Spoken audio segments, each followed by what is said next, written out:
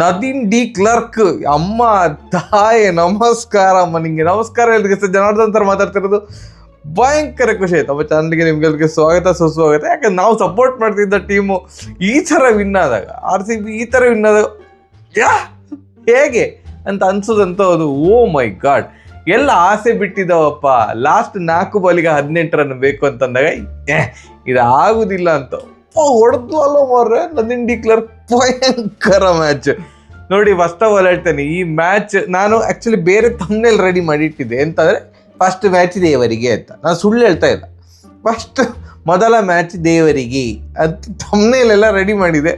ಇನ್ನೇನು ಆ match ಹೋಯ್ತಂತ ಅಂದ್ಕೊಳ್ತೇನೆ, match win. ಓ ಮೈ god, ಕೂದಲೆಳೆಯ ಅಂತರದಿಂದ ಪಾರದದ್ದು ಅಂತ ಹೇಳ್ತಾರಲ್ಲ ಹಾಗೆ ಹೀಗೆ ಸೋಲನ್ನು ನೋಡಿ ಹಾಯ್ ಸೋಲು ಅಂತ ಹೇಳಿ ವಾಪಸ್ ಬಂದು ಮ್ಯಾಚ್ ಗೆದ್ದಂಥ ರೀತಿ ಅಲ್ಟಿಮೇಟ್. ಇದು ಒನ್ ಮ್ಯಾನ್ ಶೋ ಹೇಳಿದಾಗ 1 ವುಮೆನ್ ಶೋ. ಬೌಲಿಂಗಲ್ಲಿ 4 ವಿಕೆಟ್ ನದೀನ್ ಡಿ ಕ್ಲರ್ಕಿಗೆ, ಬ್ಯಾಟಿಂಗಲ್ಲಿ 63 ನಾಟ್ ಔಟು. ಚಿಂದಿ ಚಿತ್ರಾನ್ನ ಈಗ ಸಹ ಹೇಳ್ತಾನೆ, ಈಗಲೇ ಹೇಳಿಬಿಡ್ತಾ ಇದ್ದಾನೆ. ಪ್ಲೇಯಿಂಗ್ ಇಲ್ಲ ಎಂತ ಡಬ್ಬ ಥರ ಇತ್ತು ಮಾರ ನಮ್ಮದು. ಎಲಿಸ್ ಪೆರಿ ಹೋದದ್ದೇ ಅಂದರೆ ಅವ್ರು ಈ ಸೀಸನ್ ಆಡ್ತಾ ಇಲ್ಲ. ಆಲ್ ಆಫ್ ಅ ಸಡನ್ ನಮ್ಮ ಈಗ ಪ್ಲೇಯಿಂಗ್ ಇಲ್ಲ ನೋಡಿದಾಗ ಎಂತ ಇದು ಬ್ಯಾಟಿಂಗ್ ಡೆಪ್ತೇ ಇಲ್ಲಲ್ಲ ಅಂತ ಖಂಡಿತ ಅನ್ನಿಸ್ತಾ ಇತ್ತು. ಹೇಗೋ ಇದು RCB ವುಮೆನ್ಸ್ ಟೀಮ್ ವಿನ್ ಆದರು. ಎಸ್, WPL ಇವತ್ತು ಶುರು ಆಯಿತು. ಪ್ರಥಮ ಪಂದ್ಯ RCB women's versus Mumbai Indians women's. ಏನು ಮುಂಬೈ ಇಂಡಿಯನ್ಸ್ ಇದು ಆರಂಭ ಒಳ್ಳೇದಿರಲೇ ಇಲ್ಲ.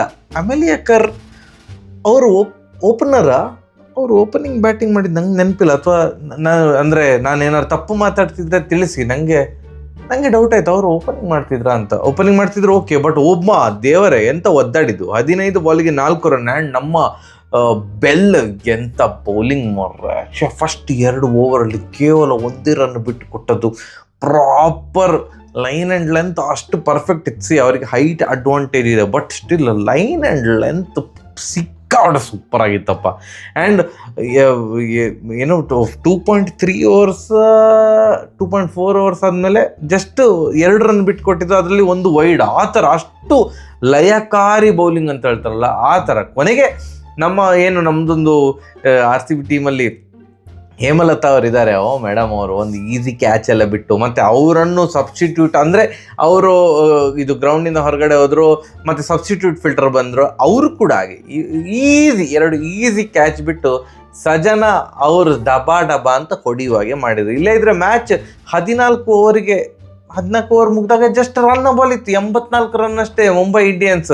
ಯಾರು ಸಜನಾ ಅವರು ಕೊಟ್ಟ 2 ಕ್ಯಾಚಲ್ಲಿ 1 ಕ್ಯಾಚನ್ನು ಹಿಡಿದಿದ್ರು ಕೂಡ ಮುಂಬೈ ಇಂಡಿಯನ್ಸ್ ಒಂದು ಹಬ್ಬ ಅಂದರೆ 130 ರನ್ ಹೊಡಿಬೋದಿತ್ತೇನ, 120 ಅಥವಾ 130. ಅವರು 154 ತನಕ ಬೆಳಿಲಿಕ್ಕೆ ಕಾರಣಕರ್ತರಾದದ್ದು ನಮ್ಮ ಫೀಲ್ಡಿಂಗ್. ಆ್ಯಂಡ್ ಆಫ್ಕೋರ್ಸ್ ಕೆಲವೊಂದು ಬೌಲರ್ಸ್ ಒಳ್ಳೆ ಮಾಡಿ ಬೌಲ್ ಹಾಕಲಿಲ್ಲ. ಈಗ ಇಂಗ್ಲೆಂಡಿದ್ದು ಸ್ಮಿತ್ ಆಗಿರ್ಬೋದು. ನಾನು ಏನು ಅಂದ್ಕೊಂಡಿದ್ದೆ ಅಂತಂದರೆ ಜಾರ್ಜಿಯಾ ವಾಲ್ ಅವ್ರನ್ನ ಹಾಕ್ಕೊಳ್ತಾರೆ ಇವತ್ತು ತಂಡದಲ್ಲಿ. ಬ್ಯಾಟಿಂಗ್ ಡೆಪ್ತ್ ಆದರೂ ಇನ್ಕ್ರೀಸ್ ಆಗ್ತದೆ. ಯಾಕಂತಂದರೆ ನಮ್ಮ ತಂಡದಲ್ಲಿ 7 ಬೌಲರ್ಸ್ ಇದ್ದರು. ರಾಧಾ ಯಾದವ್ ಅವರು ಹೊಡಿಸ್ಕೊಂಡ್ರು. ರಾಧಾ ಯಾದವ್ ಅವರು ಈವನ್ 50 ಓವರ್ ವರ್ಲ್ಡ್ ಕಪ್ ಏನು ನಾವು ಭಾರತ ವಿನ್ ಆಗಿತ್ತಲ್ಲ ಅದರಲ್ಲಿ ಸಹ ಅವರು ಹೊಡಿಸ್ಕೊಂಡಿದ್ದಾರೆ. ಅವರ ಬೌಲಿಂಗು ಸುಮಾರು ತಿಂಗಳುಗಳಿಂದ ಕೈ ಕಾಲು ಎಲ್ಲ ಸಹ ಕೈ ಕೊಟ್ಟಿದೆ ಅಂತ ಹೇಳ್ತಾರಲ್ಲ ಆ ಥರ.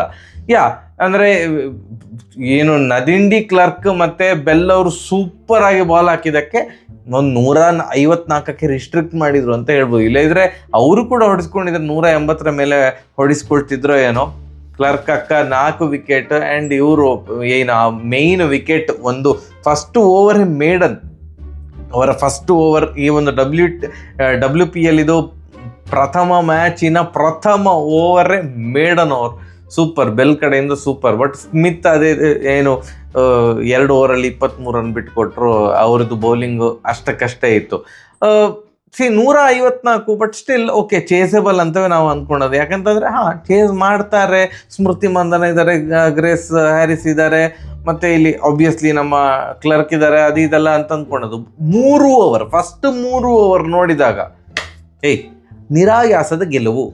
ನನ್ನ ಫಸ್ಟ್ ಮ್ಯಾಚ್ ಇಷ್ಟು ಈಸಿಯಾಗಿ ಗೆಲ್ತಾರೆ ಅಂತ ಅಂದ್ಕೊಂಡಿರಲ್ಲ, ಹಾಗೆ ಅಂತ ಅನಿಸಿದಂತ ಉಂಟು. ಯಾಕಂತಂದರೆ ಫಸ್ಟ್ 3 ಓವರ್ಗೆ 40 ರನ್ ಚಚ್ಚಿ ಆಗಿದೆ. ದಡ್ಡ ಬಡ ಆ ಕಡೆಯಿಂದ ಗ್ರೇಸ್ ಹ್ಯಾರಿಸ್ ಹೊಡಿತಿದ್ದಾರೆ, ಈ ಕಡೆಯಿಂದ ಸ್ಮೃತಿ ಮಂದನ ಹೊಡಿತಿದ್ದಾರೆ. ಅದ್ಭುತ, ಅತ್ಯದ್ಭುತ. ನೆಕ್ಸ್ಟ್ 3 ಓವರ್ ನೋಡಿದಾಗ ದೇವರೇ ಹಣ ಅಂತ ಅನಿಸಿದಂತ ಹೌದು. ಯಾಕಂತಂದರೆ 40-0 ಇದ್ದಂತಹ RCB ವುಮೆನ್ಸ್ ಟೀಮ್ 65 ರನ್, ಅಂದರೆ ನೆಕ್ಸ್ಟ್ 25 ರನ್ ಸೇರಿಸುವಷ್ಟರಲ್ಲಿ 5 ವಿಕೆಟ್ ಹೋಗಿದೆ. ಅಂದರೆ ಇದು ಗಾನ್. 65ಗೆ 5 ಹೋಗಿದೆ, ಇನ್ನೂ ಕೂಡ ನಿಯರ್ಲಿ 90 ರನ್ಸ್ ಬೇಕು. ಹೌದು, ಕರೆಕ್ಟ್ 90 ರನ್ ಬೇಕಿತ್ತು. 5 ವಿಕೆಟ್ ಹೋಗಿ ಆಗಿದೆ, ಇನ್ನೂ ಸಹ 90 ರನ್ ಬೇಕು. ಡಿ ಕ್ಲರ್ಕಿಗೆ ಯಾರು ಸಹ ಒಂದು ಸಾಥ್ ಕೊಡಲಿಕ್ಕೆ ಯಾರು ಕೂಡ ಬ್ಯಾಟರ್ ಅಂತ ಇಲ್ಲ ಅನ್ನುವಂಥ ಸ್ಥಿತಿಯಲ್ಲಿದ್ದಾಗ ಅರುಂಧತಿ ರೆಡ್ಡಿ ಅವರು ಬಂದರು. ಅವರೊಂದು ಅಂದರೆ ಚಂದದ ಪಾರ್ಟ್ನರ್ಶಿಪ್, 50 ಪಾರ್ಟ್ನರ್ಶಿಪ್ ಬಂತು. ಬಟ್ ಯಾವಾಗ ಅವರು ಔಟ್ ಆದರು, ಯಾವಾಗ ಶ್ರೇಯಾಂಕ ಪಾಟೀಲ್ ಅವರು ಡಾಡಮ್ ಅಂತ ಔಟ್ ಆದರು, ಸೊ ಆವಾಗ ಇದು ಪೋಂಡ್ ಅಂದ್ರೆ ಹೋಯಿತು ಅಂತ, ಲಗಾಡಿಗೆ ಹೋಯಿತು ಅಂತವೇ ಅಂದ್ಕೊಂಡದು.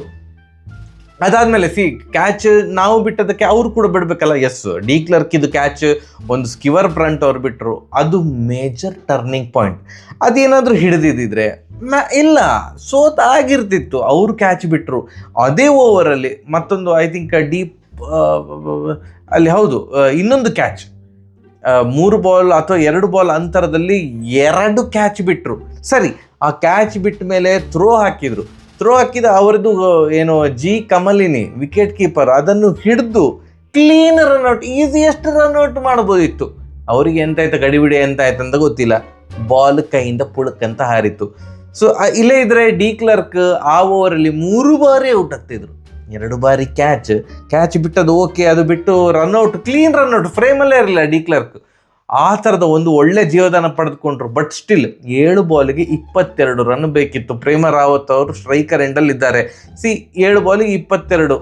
ಈಗ ಆಬ್ವಿಯಸ್ಲಿ ಎಂಥವ್ರಾದ್ರೂ ಹೇಳ್ತಾರೆ, ನೀ ಕಣ್ಣು ಮುಚ್ಚಿ ಹೊಡಿ ಮಾರೆ, ಯಾಕಂತಂದರೆ ಲಾಸ್ಟ್ ಓವರ್ ನಾನೇ ಸ್ಟ್ರೈಕ್ ಇಟ್ಕೊಳ್ತೇನೆ, ಸೊ ಈ ಬಾಲ್ ಒಂಥರ ಫ್ರೀ ಹಿಟ್ ಅಂತ ಅಂದ್ಕೋ, ತೆಗೆದು ಹೊಡಿ ಅಂತ. ಪುಣ್ಯ ಕನೆಕ್ಟ್ ಆಯಿತು, ಹೊಡೆದದ್ದು. 7 ಬಾಲಿಗೆ 22 ಇದ್ದದ್ದು 6 ಬಾಲಿಗೆ 18. ಒಳ್ಳೆ 4 ಒಂದು ಹೊಡೆದು, ಒಳ್ಳೆ ಶಾಟ್ ಅದು ಆ್ಯಕ್ಚುಲಿ. 6 ಬಾಲಿಗೆ 18. ಬಟ್ ಸ್ಟಿಲ್ ಇದು ಒಂಥರ ಕಷ್ಟ, ಅಷ್ಟು ಈಸಿಯಾಗಿಲ್ಲ. 18 ರನ್ನೆಲ್ಲ ಹೊಡಿಲಿಕ್ಕೆ ಆಗೋದಿಲ್ಲ ಲಾಸ್ಟ್ ಓವರಲ್ಲಿ. ಆ್ಯಂಡ್ ಸ್ಕಿವರ್ ಬ್ರಂಟ್, ಏನು ಇಂಗ್ಲೆಂಡಿನ ಕ್ಯಾಪ್ಟನ್ ಸ್ಕಿವರ್ ಬ್ರಂಟ್ ಬಾಲ್ ಆಗ್ತಾ ಇದ್ದಾರೆ. ಫಸ್ಟ್ 2 ಬಾಲ್ ಡಾಟ್ ಬಾಲ್ ಆಯಿತು. 6 ಬಾಲಿಗೆ 18 ಅಂತ ನಾವು ಕಷ್ಟ ಅಂತ ಹೇಳ್ತೀವಿ, ಇನ್ನು 4 ಬಾಲಿಗೆ 18 ಎಲ್ಲಿ ಆಗ್ತದೆ ಅಂತ ಅಂದ್ಕೊಳೋದು. ಓ ಮೈ ಗಾಡ್! ಅದಾದಮೇಲೆ ಹಿಸ್ಟ್ರಿ 6-4 ಡಾಮರ್. 20 ರನ್ ಅಕ್ಕ, 18 ರನ್ ಹೊಡೆದ್ರೆ ಸಾಕಿತ್ತು, 20 ಎಲ್ಲ ಬೇಡ. ಡಿ ಕ್ಲರ್ಕ್ ಆ ಒಂದು ಪ್ರೆಷರ್ ಸಿಚುವೇಶನಲ್ಲಿ ನೋಡಿ, ಅವರನ್ನು ತಗೊಂಡಾಗಲೇ ನಾವೆಲ್ಲರೂ ಭಾರಿ ಖುಷಿಯಾಗಿದ್ದೆವು. RCBಗೆ ಡಿ ಕ್ಲರ್ಕ್ ಯಾವಾಗ ಬೈ ಮಾಡಿದ್ರಲ್ಲ RCB ಡಿ ಕ್ಲರ್ಕನ್ನು. ಯಾಕಂತಂದರೆ ವರ್ಲ್ಡ್ ಕಪ್ಪಲ್ಲಿ ನಾವು ನೋಡಿದ್ದೇವೆ, ಭಾರತ ಇನ್ನೇನು ಸೌತ್ ಆಫ್ರಿಕಾ ವಿರುದ್ಧ ಲೀಗ್ ಹಂತದಲ್ಲಿ ಗೆದ್ದೇ ಬಿಟ್ಟಿತ್ತು. 80ಕ್ಕೆ 81ಕ್ಕೆ 5 ವಿಕೆಟ್ ತೆಗೆದಿದ್ದೆವು ಸೌತ್ ಆಫ್ರಿಕಾದು. ಅದಾದಮೇಲೆ ಡಿ ಕ್ಲರ್ಕ್ ನಮ್ಮನ್ನು ಸೋಲಿಸಿದಂಥ ರೀತಿ ಎಲ್ರಿಗೂ ಸಹ ನೆನಪಿತ್ತು. ಸೊ ಆಬ್ವಿಯಸ್ಲಿ ಅವರು ಒಂದು ಆಲ್ರೌಂಡರ್ ಆಗಿರೋದ್ರಿಂದಾಗಿ ಎಲ್ಲ ತಂಡಗಳು ಅವರನ್ನು ಬೈ ಮಾಡ್ತಾರೆ ಅಂತವೇ ನಾವೆಲ್ಲರೂ ಸಹ ಅಂದ್ಕೊಂಡಿದ್ದೆವು.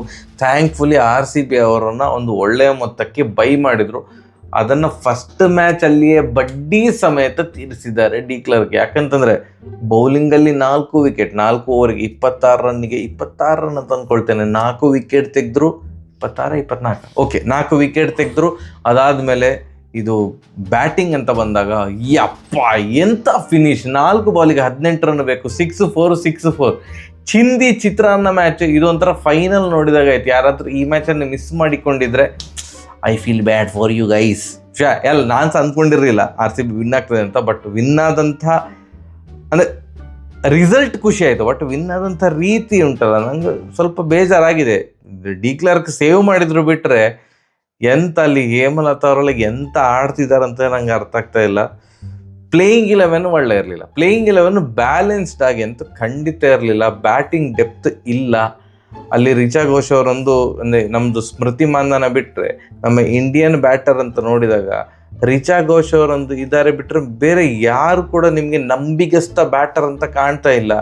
ಆರ್ ವಿ ಡಿಪೆಂಡಿಂಗ್ ಆನ್ ಅಂದರೆ ಫಾರಿನ್ ಪ್ಲೇಯರ್ಸ್ ಮೇಲೆ ತುಂಬ ಡಿಪೆಂಡ್ ಆಗಿದೆವಾ ಅಂತ ಖಂಡಿತ ಅನ್ನಿಸ್ತಾ ಉಂಟು. ಆ್ಯಂಡ್ ಎಲಿಸ್ ಪೇರಿ ಅವರ ಒಂದು ಅನುಪಸ್ಥಿತಿ ಖಂಡಿತ ಎದ್ದು ಕಾಣ್ತಾ ಇದೆ. ಅದು ಥ್ಯಾಂಕ್ಫುಲಿ ಅಕ್ಕ, ಡಿ ಕ್ಲರ್ಕ್ ಅಕ್ಕ, ಥ್ಯಾಂಕ್ ಯು ಸೋ ಮಚ್ ಅಕ್ಕ. ಸರಿಯಾಗಿ ಬರುವ, ನಾಳೆ ಸಿಗುವ. ನಮಸ್ಕಾರ.